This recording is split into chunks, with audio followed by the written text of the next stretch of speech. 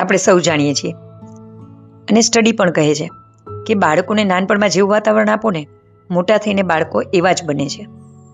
જોકે આપણે સર્વે પણ ઘણા જોયેલા છે ને કે ડૉક્ટરના ઘરમાં ડૉક્ટર જ બને છે, બિઝનેસમેનના ઘરમાં બિઝનેસમેન જ બને છે. તો આપણા બાળક માટે આપણે પણ આવું કરી શકીએ ને.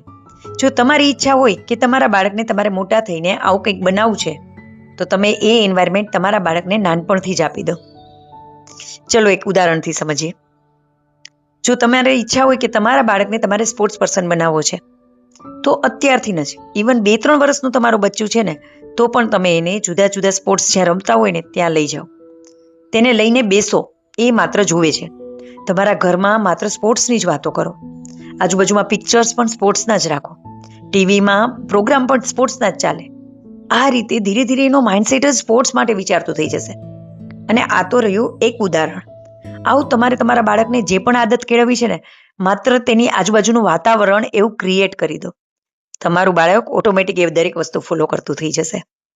તો આનો ફાયદો તો આપણે નાનપણથી જ આપણા બચ્ચાઓ માટે તો લઈ જ શકીએ ને. તો મોટું થઈને આપણા સપના પૂરા કરે અને આપણા બાળક માટે આપણે બેસ્ટ ફ્યુચર પણ ડિઝાઇન કરી શકીએ.